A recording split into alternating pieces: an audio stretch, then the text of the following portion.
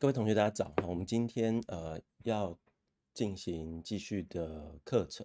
好，那因为最后2周就是第15周跟第16周的课程呢，有重新设计过，好，所以呢，我们并没有英文的教材，好，所以呢，这2周的课程会是中文跟英文就是混合的用的哈。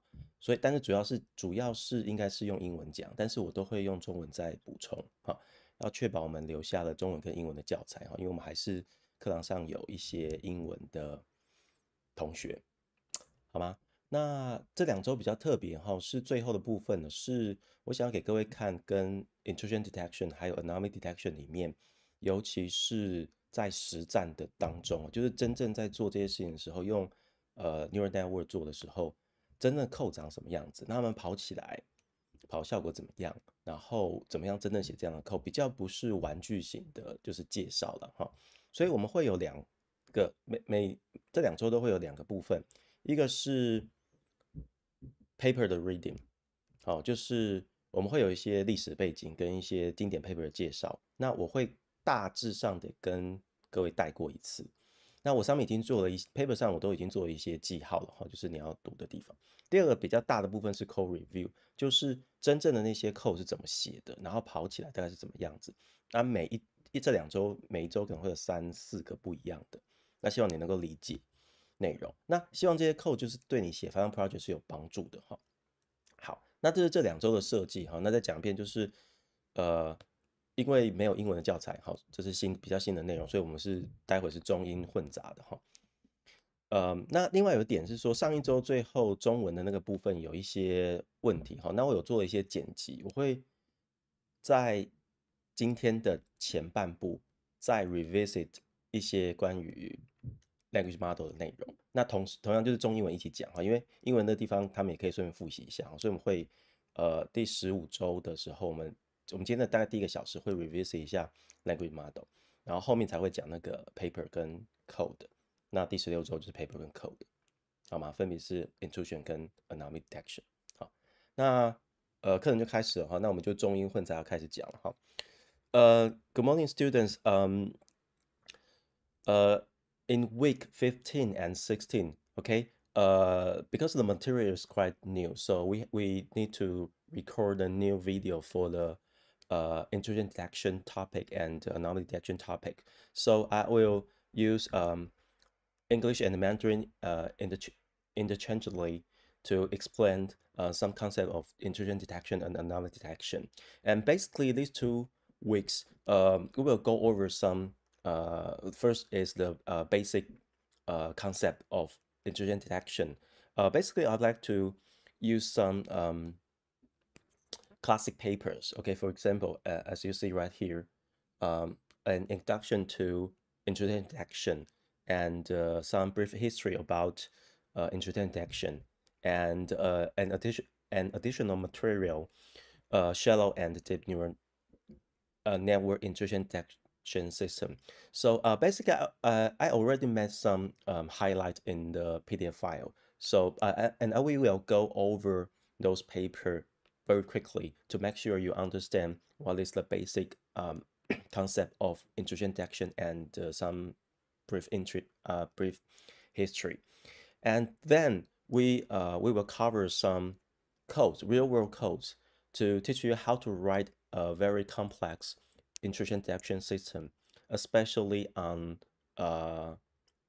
using TensorFlow and deep neural network. So I will use some real-world example provided by Google and TensorFlow to cover some code and make a notice that there are some issues and some tricks you might want to apply on your final project. So I'll go over those codes. And next week, the topic changes to anomaly detection. And of course, we will go over 2 basic and very classic paper, okay, to tell you what is the difference between anomaly detection and it's right here, okay, the difference between anomaly detection and intrusion detection. So based on the difference between these two different techniques and what is the difference when you apply machine learning or deep neural network to analyze different type of data with respect to intrusion detection and anomaly detection. And of course, we'll also review some code, okay, for anomaly detection next week. And then it's demonstration. And we will not have class, we will not have online streaming in that week.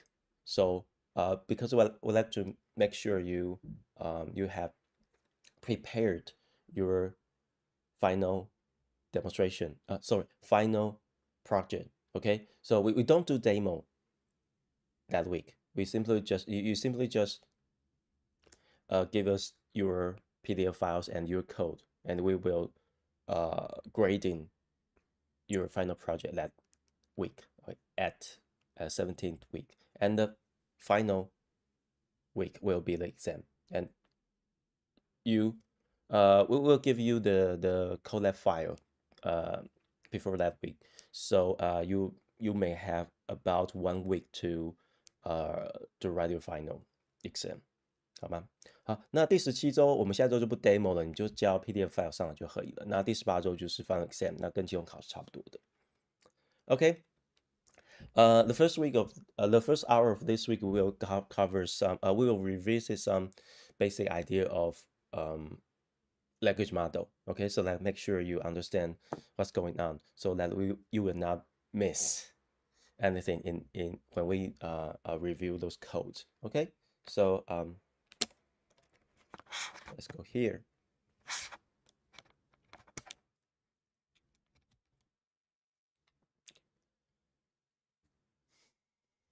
Okay, so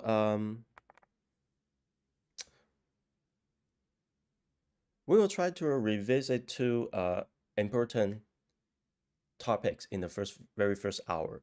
The first one is the language model, which is the BERT. Okay, and this and then we will tell you some detail about BERT and how it is trained. Okay, so here is the view graph I draw for BERT. Okay, so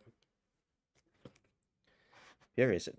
Okay, at the first beginning, okay, we have sentence right here. So it is a very basic it's a very basic data structure text. Okay, consecutive words.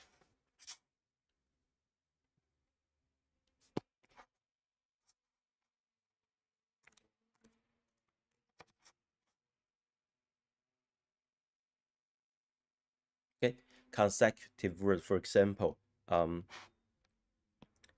it is a fine book. Okay, it is a fine book.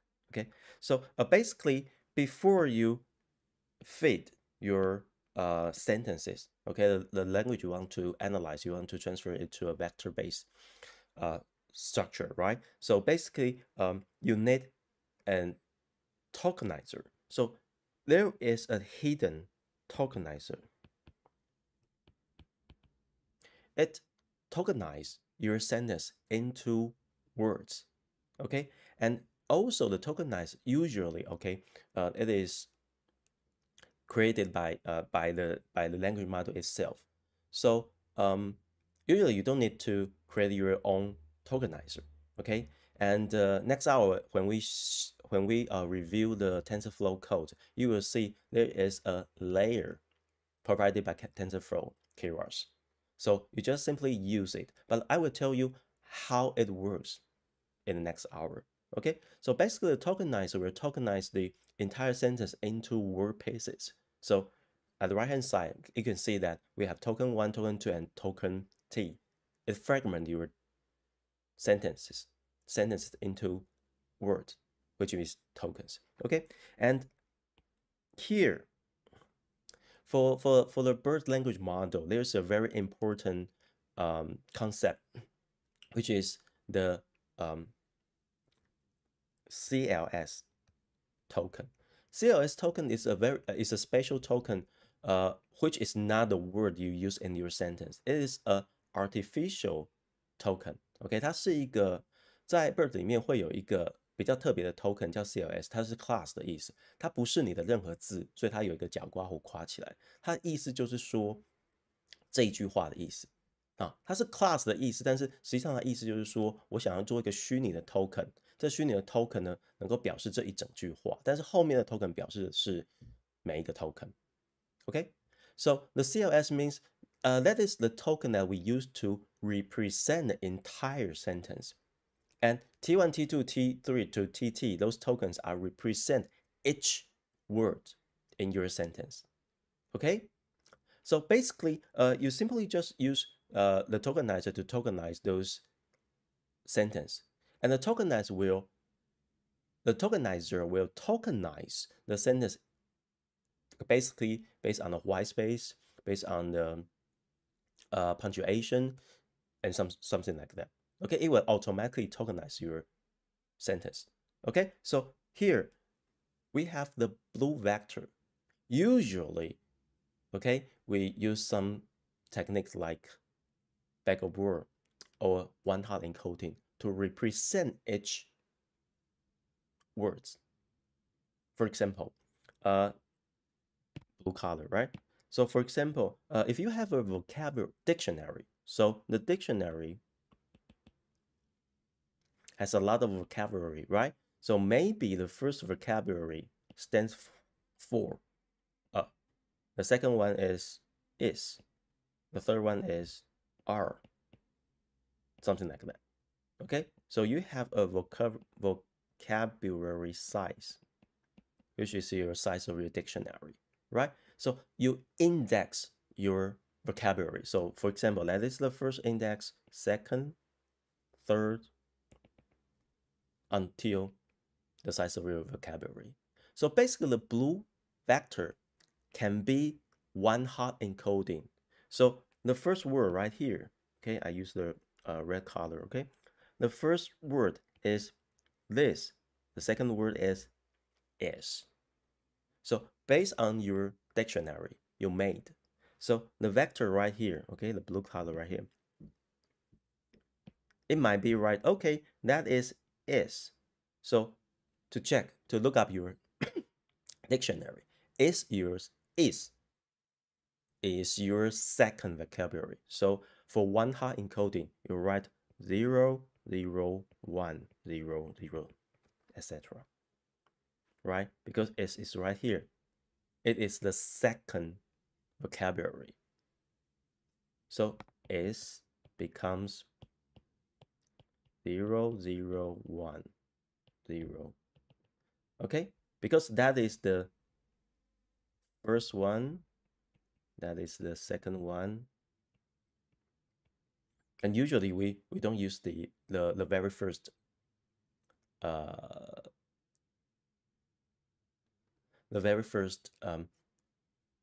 element in the array, because it is the zeros. Okay, so basically you do these things. Okay, for example, the then is 0, 1, 0, 0, something like that. So basically you can use one-hot encoding to represent the blue vector. So that this blue vector can truly represent the word that has been tokenized. That is one of the ways you use one-hot encoding to represent the tokenized word, the tokenized token. Okay, that's one of the way. However, there are some other ways. For example, since you have a vocabulary and you know the size, you know the index. Okay, sometimes, okay, for example, is the second word in the vocabulary, right? So sometimes you can simply just use 2. This specific index, it is a 1 integer, right? Replace the blue vector. Okay, and is number 1, right? Maybe this is 5, and maybe book is 300. Okay, you have several different ways to represent a word. You can use one-hot encoding, depending on your dictionary. You can use the index of the word in your dictionary, which is okay. 好，我们中文讲一遍，就是说我们在 tokenize 那些字之后，我们必须要表示这些字嘛，对不对？但是因为我们现在还没有做学习哈，language model 是在上半部的，所以在这个时候你必须要表示你现在是哪一个字嘛。那个字你可以自己建立一个字典，像右上角那样子。好，一般的字典大概都几千字到几万字左右。那你可以用 one-hot encoding。one-hot encoding 就是说，你就根据比如说像 is， 它是第二个字嘛，对不对？所以你在你的 array 里面，你就写001000000这样的 one-hot， 表示它是第二个字。那 a 就2是第一个字嘛，对不对？那你就做一个阵列啊，01000000。好，那当然第0个字我们不用了哈，就是它是没有第0个字的这件事情嘛哈。这是一种方式，你可以用 one-hot encoding 去就是一个矩阵，对不起，一个 vector 去表示哪一个 word。可是有时候很麻烦嘛，因为你的 vocabulary size 就我刚刚讲几千到几万嘛，所以这个 one-hot 的 one-hot 的 encoding 那个蓝色阵列就几千几万个这么长嘛，对不对？因为你用 one-hot 嘛，所以有时候我们会用一个比较取巧的方式，我们就直接输入那个 index 的数字就好了。所以 is 就是2 book， 然后就是1。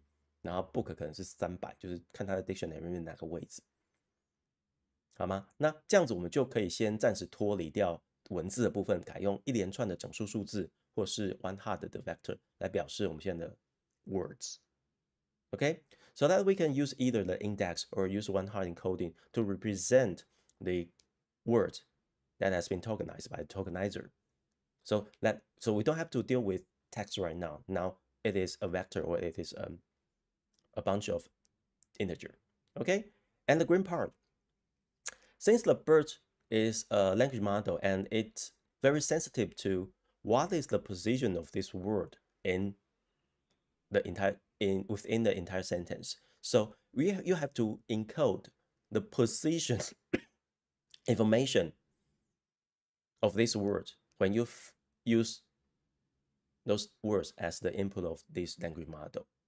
Okay, so the light green part is, for example, less is the first word used in this sentence, right? So the position information should record that is the first word.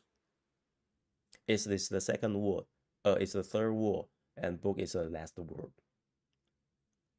And usually you can use an integer or you can use a vector to represent the position of the word within this sentence. So sometimes we simply just use less is the first word. So you can simply just write that is the first word, that is the second word, third, until the last. Okay, so that is because the position of this word, for example, less, at the very first beginning of the sentence and at the middle of the sentence or even at the last word of this sentence, the meaning of this might be a little bit different. So we have to differentiate the different usage of word by using this position. OK， 好，中文的意思是说，那接下来我们要不是只是蓝色把字丢进去就好，我们需要有一个 positional information， 因为在英文在各种语言里面呢，不同的字在不同的字的前后，或是在句子里面的前后，它可能意思会不太一样。当然 this is a book 就不太有这个问题啦，所以或者是说，苹果这个字，苹果这个字如果后面出现的是 company 的话，苹果就是指做苹果电脑的那家公司嘛。如果苹果后面接的是树的话，那个苹果就是水果的苹果嘛。所以他必须要知道它在什么位置上，以及它那前后是什么位置。等一下 language 会前后是什么字，还有什么位置，等一下 language model 会想办法做出来，好吗？但是用字在不同的位置，还有前后的关系是很敏感的，在 language model 里面。所以在 BERT 里面，我们有蓝色部分是表示那个是什么字，绿色部分表示它在这个句子里面是什么位置。那等一下前后关系还会有其他事情来做。Okay, so in BERT model, okay, the blue vector or the blue number represent what exactly the word we use in the sentence, and the green light green vector or the dark green integer represent the position of the these words in the within the entire sentence. Okay, that is the basic input of a language model. Okay, so in the middle there is a lot of different layers to create a neural network. Okay, we will explain what is the layers in the neural network later. But let's see the output. Okay, so at the upper side, okay, we can see that there are a bunch of outputs of a language model. Basically, okay, for each input, okay, you have one output, one corresponding output. So right here, the token 1 will be processed, will be calculate, will be do a lot of different and complex computation, and the output is O1, output 1, and O2, O3 they are corresponding to the input token. And there's an important output which is called O0. It is the output of the first token, which is CLS. As we mentioned, CLS stands for class, and it represents the entire sentence, including T1 to TT. So the output O0, it represents a vector representing the entire sentence. Okay, so basically, it depends on what kind of application you have. So sometimes for some application, you have the output, you have the entire input. It is a sentence, right? So I can write it in this way, okay? First, okay, you have a sentence. So you tokenize it and you encode it using your dictionary and procedure information, and you feed the encoded vectors to the language model, which is the bird right here. Okay, for some application, you have the sentence. Of course, you have the sentence because it is the input, and sometimes right here, M18-1. For some application, you have only one output. So in this case, you can put your output right here at O0. And sometimes you don't have a lot of output representing each of the input T1 to TT. So you don't have T1, you don't have O1, O2, O3 to OT. You have only one output, which is the output of the entire sentence. So you can put your Y or your Y hat right here at the place of O0. There are some applications like that. For example, you have a sentence right here, right? And you would like to do a prediction. So the sentence, sentimental prediction, the sentence sounds positive or negative. So you have only one output of this sentence. For example, it is a happy day. Right? It is a happy day. It sounds like a positive sentence, right? So the Y right here might be positive, or 1 or true. It depends on how did you define positive, okay? So you have multiple input, which is a sentence. You have multiple words as the input, but you have only one out. You have lots of input, which is the sentence and the tokens, the words you used. You have the only one output for this sentence. So you can simply put this one single output at the position of O0. It can be either 1 or 0 or some values. OK， 好，中文再讲一遍。这个我们上次讲过哈，就是说在整个语言模型里面啊，通常都会有多输出跟多输入嘛，可是，在 application 里面你不一定有这样的状况。以情感分析来说，像下面那个字，现在是一个今天是一个开心的一天，对不对？那它是很多字嘛，所以它算 multiple 的 input 嘛，然后被 tokenize 被切很多，被切成 class T1、T2到 TT 喂进去。它里面处理之后，因为这是 sentimental， 所以它可能只有一个，就是它是一个正向的字，因为它有 happy 这个字，所以它的输出就是1。那在上面众多 output 里面，我们通常就会选 O0的这一个，因为 O0的这一个是基本上它里面的结构会让它表示它是一个，它代表是整个句子。O1的输出只会表示说它是 T1的输出，O2的输出会表示它是 T2的输出。可是 CLS 的输出，我们通常会把它认为是它是整句话的输出，所以你要做这种多对一的，就是这种例子的时候，你就把你的东西放在 O0就好了，就是你的 Y 放在 O0就好了。Okay, that is the first example. Let's take a look at the second example. Okay.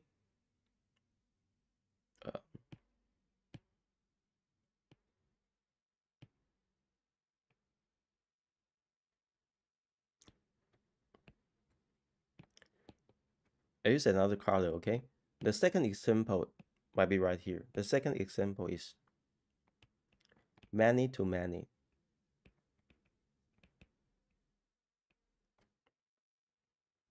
That means you still have a lot of sentences and they are tokenized to several tokens. So you have several input, the word as the input, right? And you have the position information, you have the dictionary information, and then you have multiple outputs when you collect your training data and testing data. Okay? So what is the difference? What is the application of such kind of many-to-many application? For example, language translation. Okay, for example, the input is an English sentence and the output is for example, a Chinese sentence, Chinese word.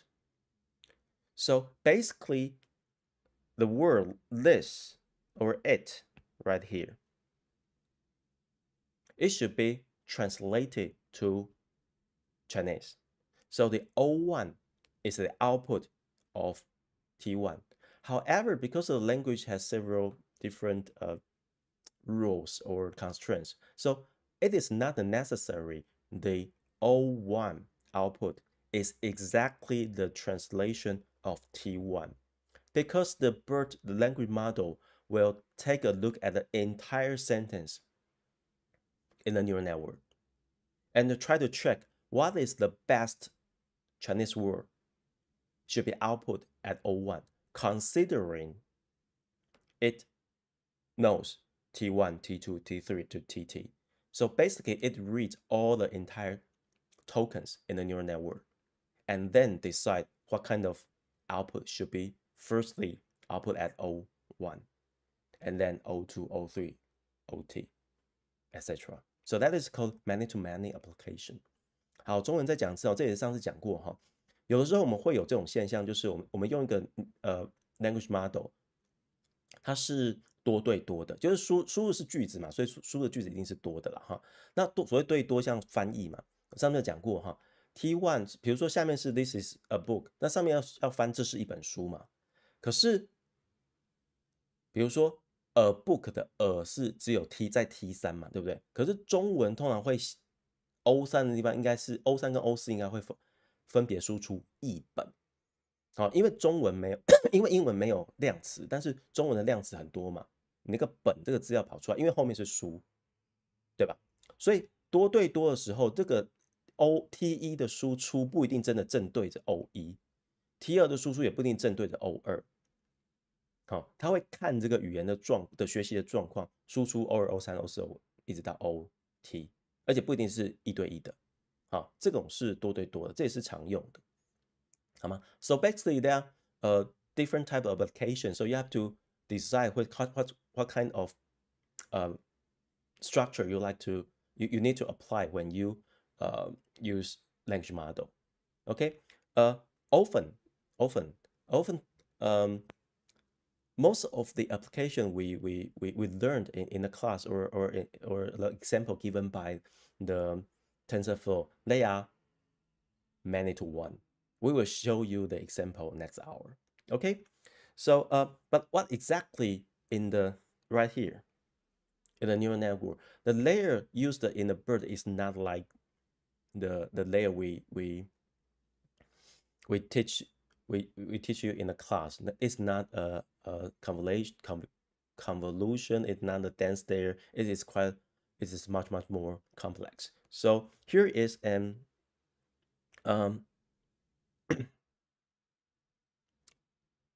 explanation of the layer used in the BERT, in the language model. It is called self-attention layer.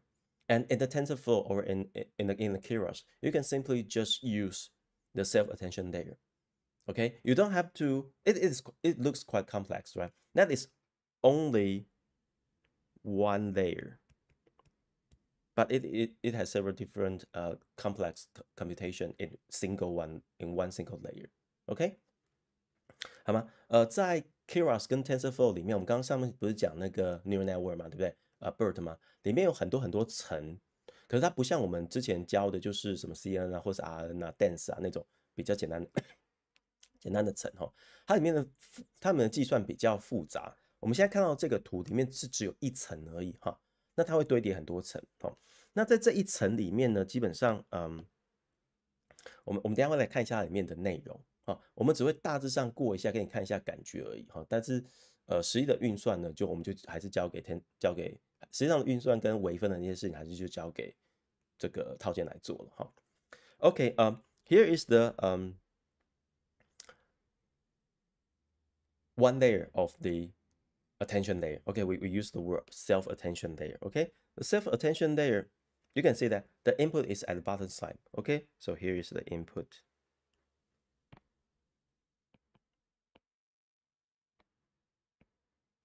Okay, it's the same. The green vectors right here. The green vectors right here. It is called position aware encoding. It's right here. That means when you input the word, it should be some information about the word, for example, the index or the one-hot encoding of the word in your dictionary. And also you have to input the position. So it's exactly the same as what we explained in the previous view graph. Okay, so here we have the input. Okay, the input will be fed into 3 different structures. So basically, those input are the same. Okay, now the same. Okay, firstly, they will be convert into 3 different length and space. As we mentioned before, when you multiply your original data, which is the green one, you multiply it with a vector, which is right here. You have 3 vectors. It's the blue one, yellow one, and the purple one. Okay, there are 3 different weights, WQ, WK, and WV. When you do such kind of calculation, basically you transfer the original input, which can be viewed as certain point in the length space, original length space. And after you do such kind of matrix multiplexing,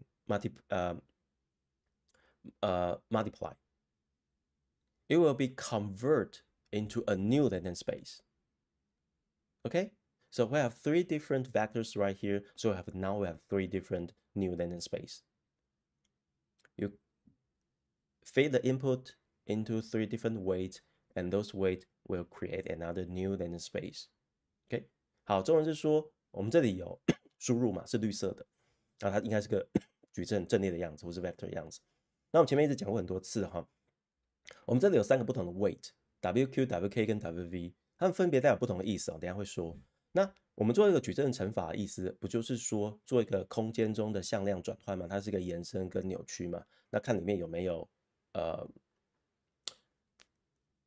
那个 activation function 要不要做非线性？但不管，这样乘上去的意思就是说，绿色的空间经过蓝色的乘法，它会变成蓝色的空间；绿色空间经过黄色乘法变黄色空间；绿色空间乘以紫色的位，它会到紫色空间去，所以现在会变到3个不同的空间。那这3个空间分别代表什么呢？好，就是后面这个 the 3 different length space after you multiply the green input space vector to the blue one, yellow one, and purple one. The blue length space is called query. The yellow space is called key, and the purple one is called value. So that is WQ, WK, and WV. Okay, so basically right here, you can see that we multiply the blue vector, so the blue weight on the blue input and yellow vector on the green input. Okay, so after that,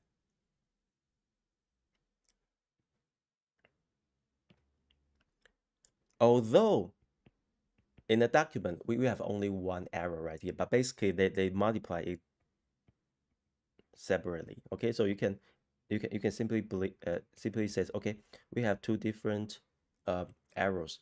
The blue one represent the blue vectors, the yellow one represent the yellow vectors. Okay, so after that we have two space. Okay, what is the query means right here? So you can imagine that the blue vector represent a query, which is a question. That means something I would like to find in this in this green input. 好，中文讲一遍哦。Query 的意思其实就是说我在找一个东西，所以蓝色的东西是我要找的东西。好，那我们之前讲过一个概念嘛，蓝色跟绿色它是两个向量，对不对？我们之前在那个 convolution network 的 neural network 上面提过这件事情嘛。我们的原本的图片跟 kernel 它也是相乘嘛，对不对？那要找大的嘛，对不对？相乘什么意思？相乘就是在找像的东西，因为如果蓝色的东西跟绿色的东西越像，乘出来的值就会越大。啊，你有看到吗？你就继续往上看，等下是不是要过一个 softmax？ 如果它越大，那就表示说绿色的东西里面有蓝色的样子，这就跟 convolution 一模一样。在 convolution 里面，绿色的东西就是图片，蓝色的东西就是 kernel。所以乘起来越大，就表示绿色里面有一个长得跟蓝色 pattern 很像的东西，可以吗？这个是这个概念。好，那就是在找东西。那蓝色的是说要找什么东西，好吗？好，那黄色也是一样，黄色是从原本的 input 的基础上去乘另外一个黄色的 weight 嘛。那它乘出来是什么？它乘出来是这里面有没有一些我们就姑且称之为要找的东西。我们讲个例子来说好了。那以搜寻引擎来说好了，那个蓝色的东西就是你在搜寻引擎里面打的字，对吧？很符合 query 的这个意思嘛，对不对？那 key 呢 ？key 就是说，在这个，那我们搜寻引擎里面不是都要找页面嘛，对 ，web 的页面嘛。那 web 页面里面是很多 metadata， 很多 title 啊，很多这个，因为每个页面都会有一个描述的东西嘛。那 key 就是在把某一个描述的东西把它萃取出来，也是在找东西。那所以你就知道了，比如说 query 是 machine learning， 你在 Google 上你要找 machine learning 这个字，所以蓝色的 query 就是 machine learning。可是黄色字是什么？黄色字是每一个页面里面什么要找的东西，比如说 title， 比如说某一个页面上面写的是用 Python 怎么写 machine learning， 或者说 machine learning 里面 auto encoder 怎么做，或者说在深度学习里面如何用 R 写。所以一个页面你要找页面里面有很多的资料，可是哪一个才是你要 focus 的东西，是用 key 去找出来的。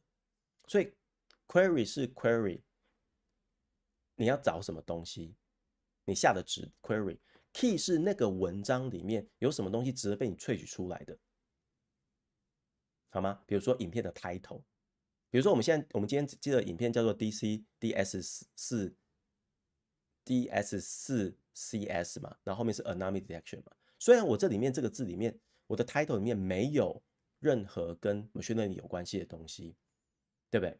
可是 Google 有时候会找得到啊，为什么？因为他可能会觉得说，我们这个 anomaly detection 的这个 title， 或是我们这个课程里面都是用 machine learning 在做的，所以它有可能还是会把这个页面找出来，所以它没有 exactly 有出现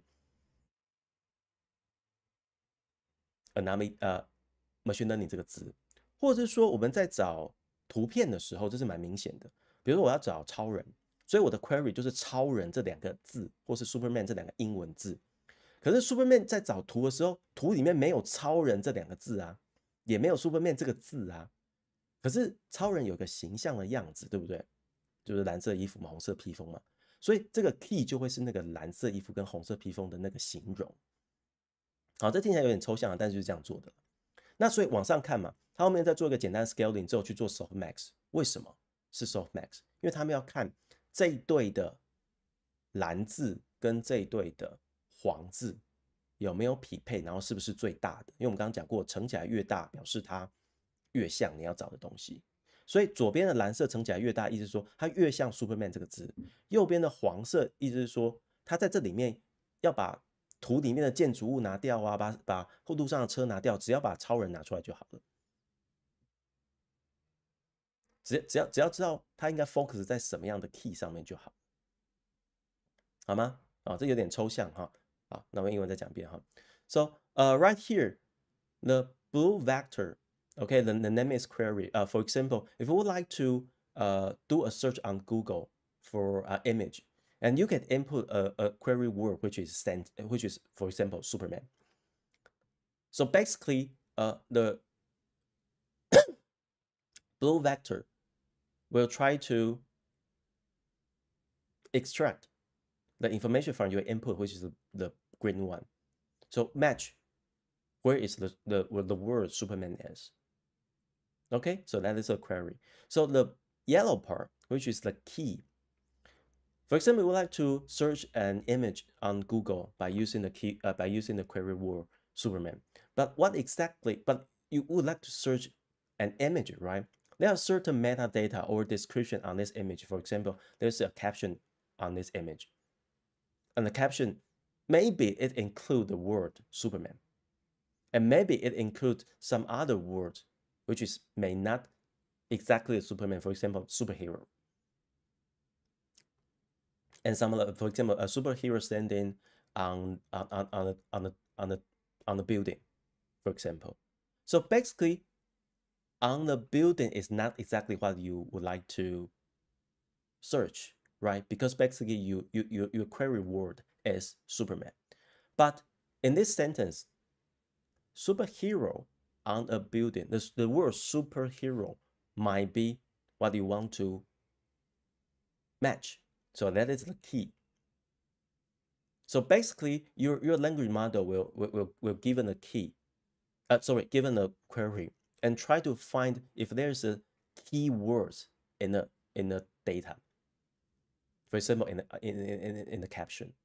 So basically, they will transfer the input data to query space or keyword space. So by using the matrix multiply.